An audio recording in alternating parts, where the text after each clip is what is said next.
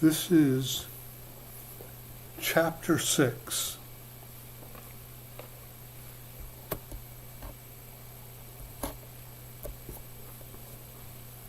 And we better get some light on Chapter 6.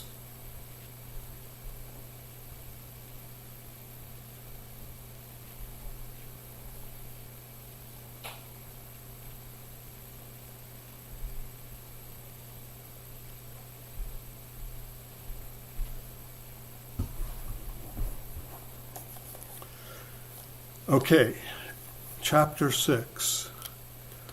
Look who's talking, or tool number 3, to me. And there's a little poem at the beginning. If I look up and you look down upon the biggest man in town, you'll see his head and ears and nose. I'll see his feet and knees and toes. And though it is one man we see, you'll swear he's A, I'll swear he's B. From Psychiatry for the Curious by George H. Preston, copyright 1940. And the main text starts, companies in the soap business have made millions of dollars by convincing the public that a person is no judge of whether or not he smells. They have thoroughly put across the message that other people can sniff things that aren't apparent to us, no matter how hard we try. The BO, body odor, advertising has told us that we don't know all about ourselves, and that sometimes even our best friends won't tell us. Now it seems to me that avoiding MO, mental one-sidedness, is just as important as avoiding BO. Avoiding MO requires, unfortunately, a little more than the application of soap.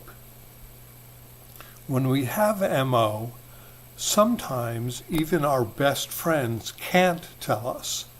They may have the same kind of MO we have.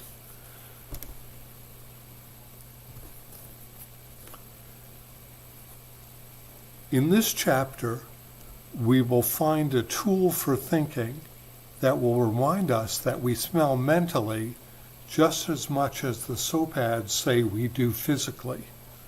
But first, let us find out how we get MO, mental one-sidedness. Each of us lives a life that never has been or never will be exactly like that of any other human being. The children of this world are brought up in homes which range from squalid one-room shacks about to fall apart to large palaces with dozens of servants. According to the preferences of their parents, they may be trained in one of several dozen religions and many political philosophies. They may be reared on a farm or in a small town. They may grow up in the mountains a la Dogpatch, or they may live in a large metropolitan city where milk comes from a bottle.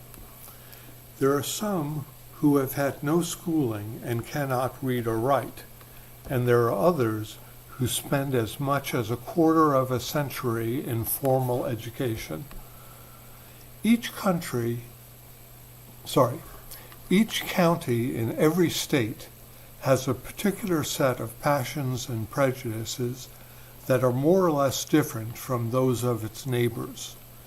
Little children lap up the prevalent prejudices and local feelings as readily as they lap up their food.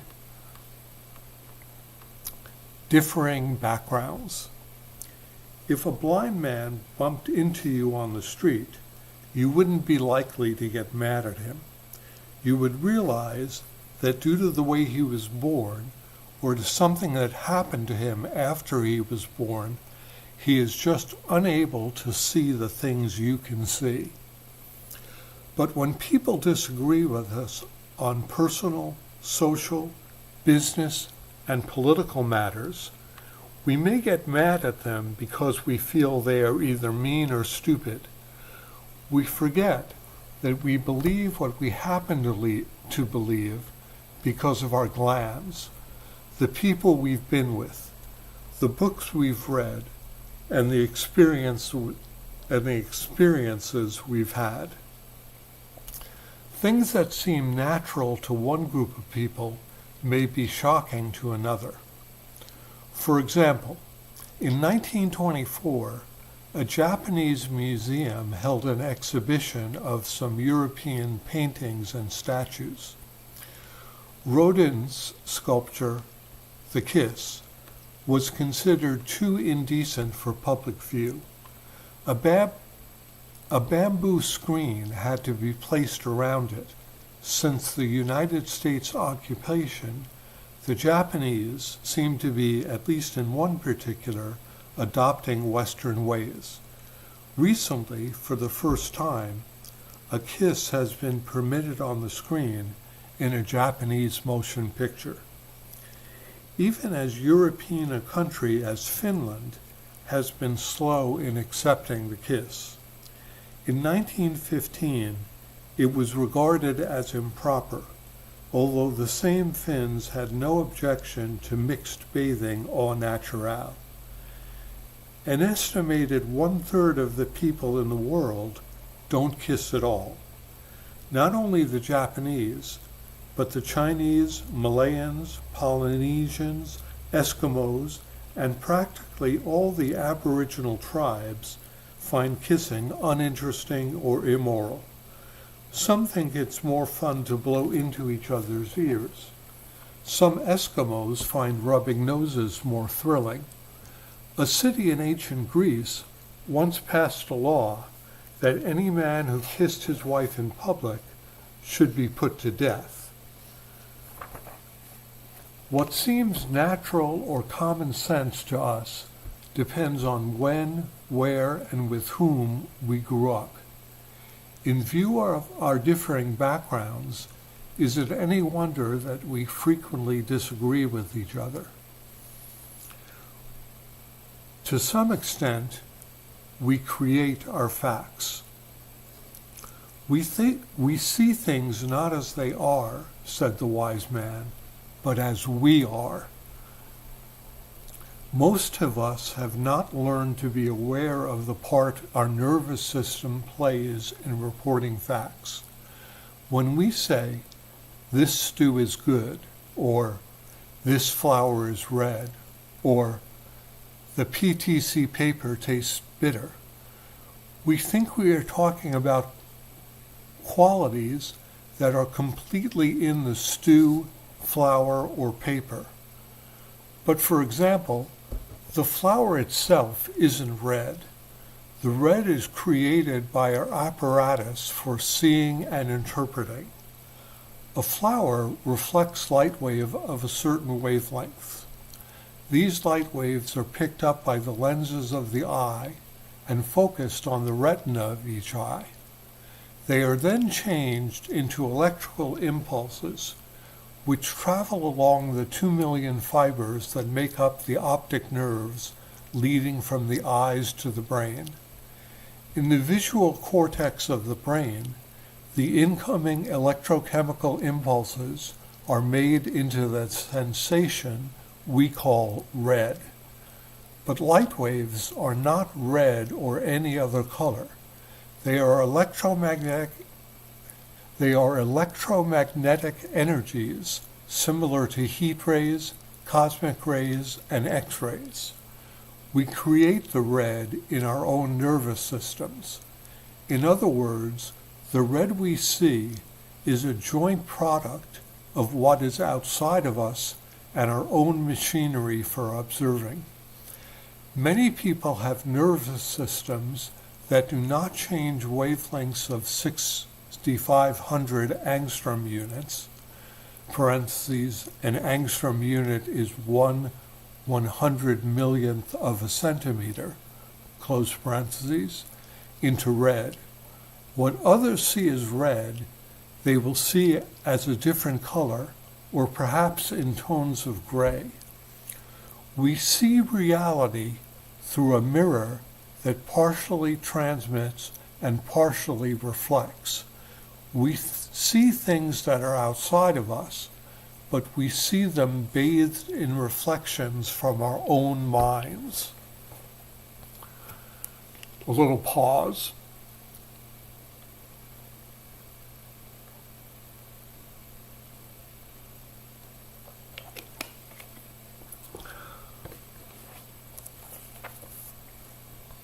Add "to me" to your verbal maps.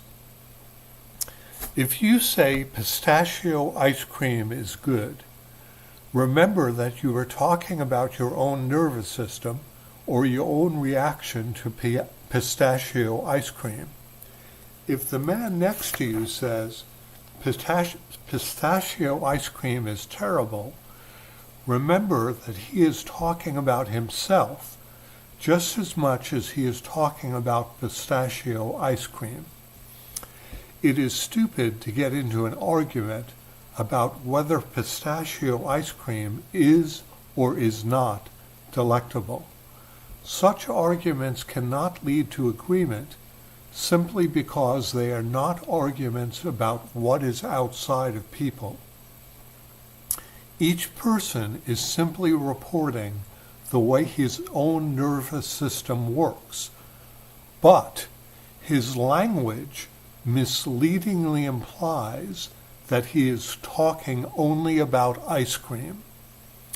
If you add "to me" to your verbal maps, you will sidestep foolish disagreements of this sort. If you say "to me, pistachio ice cream is good," you have made a map that fits your territory. If the person next to you says "to me, pistachio ice cream tastes terrible," he has made a map that fits his territory, and neither map will be regarded as conflicting with the other.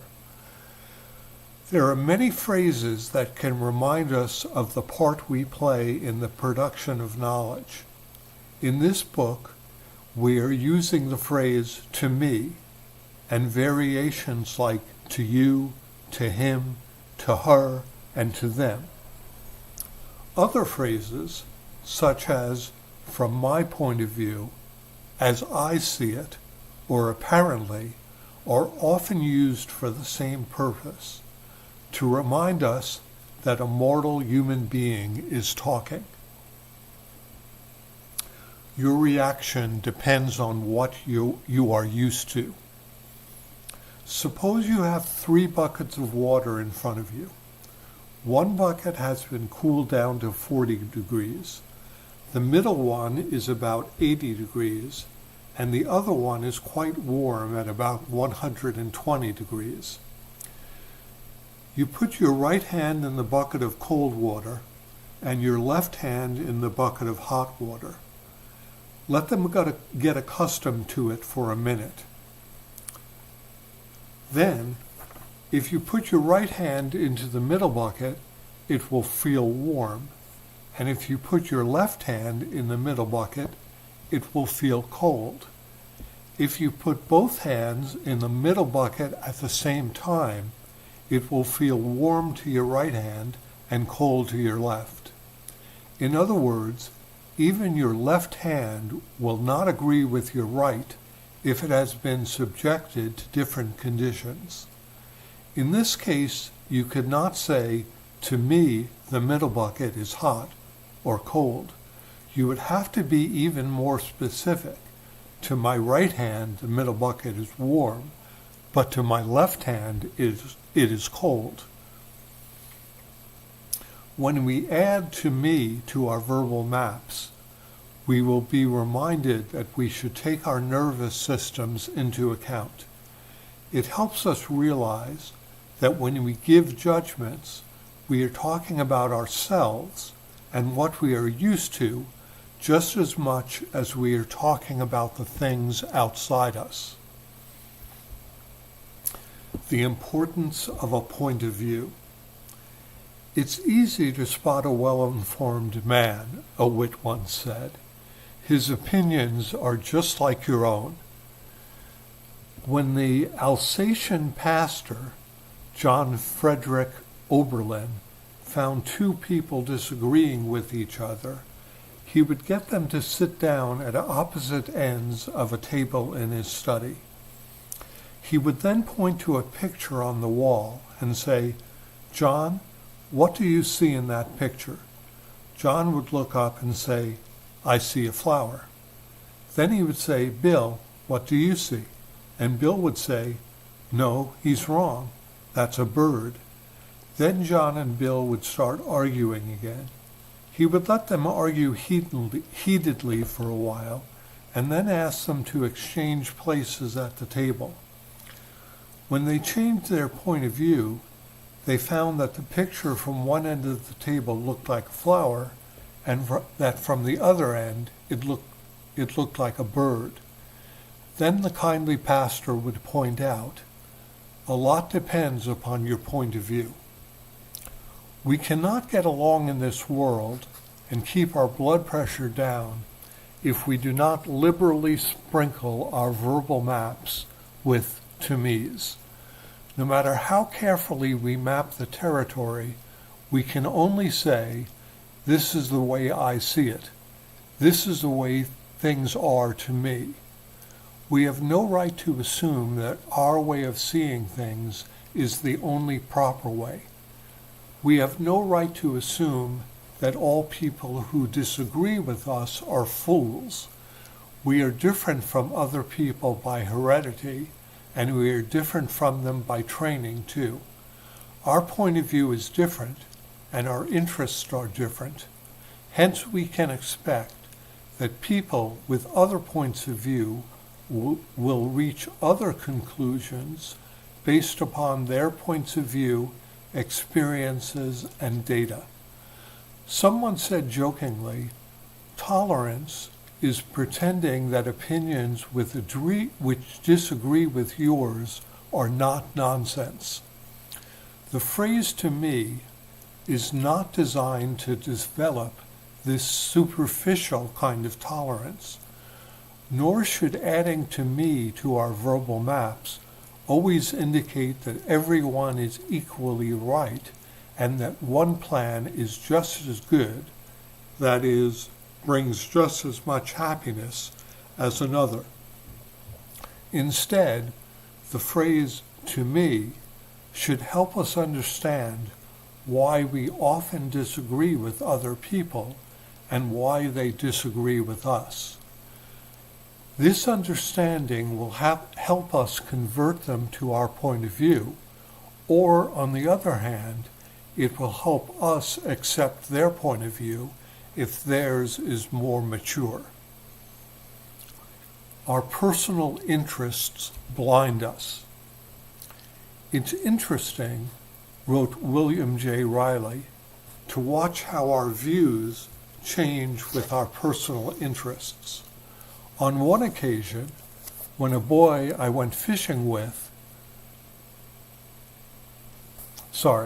On one occasion, when a boy, I went fishing with 3 other boys. On the way to the river, we decided that the catch should be pooled and divided equally among all of us, and I agreed wholeheartedly. I felt that it was absolutely fair and square. But during the course of the day, I found that I was leading the rest in the number of fish caught, and my attitude toward the whole proposition of dividing the catch began to change. By the time the day was over, and there was no further chance of anyone else catching as many fish as I had, I became violently opposed to our original proposition, and told the boys that I couldn't understand why a good fisherman should be penalized because of the incompetence and bad luck of his associates. Whenever our personal interests are at stake, we need the tool "to me" to remind us that we may be seeing things through distorted glasses. Many of us have minds that do a pretty good job of, quote, protecting us from information we prefer not to hear. Grogan was dying, and he asked his wife and children to listen to his last instructions. There's Finnegan. He owes us $10. 'Tis a blessed thing, she said, that you still have all your senses. And there's Dilligan. He owes us $15. How wonderful, she said to the others, to see the poor man speaking so sensible-like.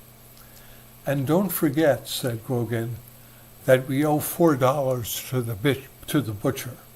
Oh, she said, will ye listen to the man raving?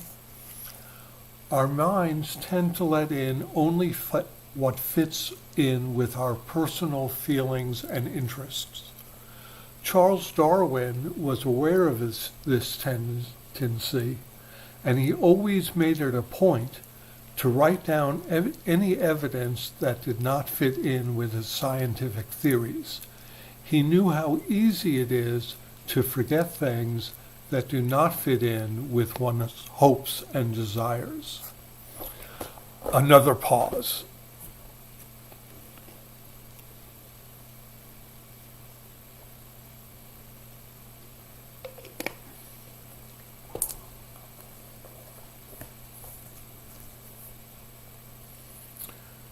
Rationalization. We protect ourselves from facing facts by cleverly twisting our thinking. This twisting is called rationalization. When we rationalize, we think up a reason to justify whatever we do or think. A country parson was preaching fervently against all the common sins, ranging from murder to crap shooting. In her pew, a devout old woman rocked and swayed, intoning, Amen, Amen, praise God at each prohibition. Then the person started on the subject of snuff dipping. The pious old lady sat bolt upright and muttered to herself, now he done stopped preachin' and took to meddlin'. It seems we can see what people are talking about as long as they don't mean us. Rationalization changes preaching into meddling at the point we want.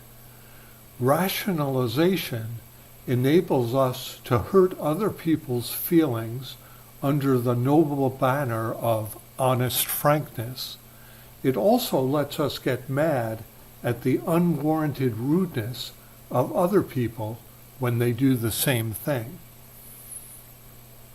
Rationalization enables us to spend extravagantly when we want to, under the high-sounding ideal of keeping money in circulation. It also permits us to act like a tightwad when we so desire, because, after all, a penny saved is a penny earned. Rationalization lets us judge groups we do not like by their worst examples, but allows us to feel outraged when someone misjudges our group by pointing to one not up to snuff. Rationalization enables us to stir up trouble among people because, quote, unquote, a person has a right to know what is being said about him by people who pretend to be his friends. It also lets us condemn other people when they do the same thing, because there is no troublemaker like someone who gossips and spreads rumors. In short, when we rationalize, we can explain anything and everything in such a way that no matter what we do, we are always right and the other fellow is always wrong, even when he does the same thing. Every way of a man is right in his own eyes, the Bible warns us. Proverbs 21:2. I have never found anyone, myself included, who was not excellent at rationalizing. If we could learn to think straight just half as well as we have learned to rationalize, we would get rid of about half our problems and be twice as happy. To sum up, truth may order us to advance, but we seldom get far when our prejudices and habits are in the way. Robert Burns recognized our difficulty when he wrote, "O wad some power the gifty give it gie us, to see ourselves as others see us." The tool to me will remind us that our attitudes and opinions are determined by the genes we were born with and the way we were brought up. This tool warns us that our minds cleverly and subtly twist things to fit in with our personal interests. We are capable of rationalizing whatever we do or say. As Benjamin Franklin put it, so convenient a thing it is to be a reasonable creature, since it enables one to find or make a reason for everything one has a mind to do. The tool to me may not always keep us from disagreeing with other people, but it may keep us from disagreeing in a disagreeable way. That's it. Phew. That's the end of chapter 6. Look who's talking. And the actual tool is to me. I guess the main thing I want to add here is that general semantics, and particularly the version of English called E prime, which takes English and removes all forms of the verb to be, which means that you can't use is or was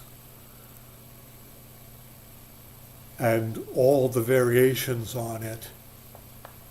It does a really good job of eliminating a lot of tendencies in this automatically, but of course English without the verb to be is very difficult to use and takes a while to get used to. I haven't done so myself, but of course, as with most of our audience, or I should say almost all of our audience, I was raised in an elemental family, meaning an Aristotelian, non-general semantics kind of family.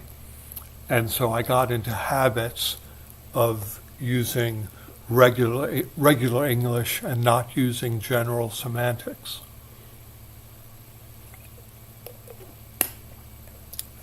But that's getting ahead of us, since we're still only on Taming Your Mind or General Semantics 101 without getting into some of the deep stuff. Let's see. I guess this is the last of the 3 tools for thinking that are separate tools. The next 3 are so-called indexes or indices. And we'll get to them next. And let's see, what other notes do I want to say here? First of all, this is How to Develop Your Thinking Ability, copyright 1950, which when Ken Keyes, the author, got the copyright back from the publisher in 1975 and retitled the book Taming Your Mind, I'm sorry, that when he got it back, he renamed it. And the other book I'm talking about, Science and Sanity, which pretty much defines or is the foundational book of general semantics, was published and I believe copyright 1933. This entire series and this particular video audio episode is copyright 2022, the Tuna Genome Project, and is licensed under a Creative Commons license, share alike and attribution. Of course, if you have comments or questions, you can ask them either in the live chat or in the comments section on YouTube.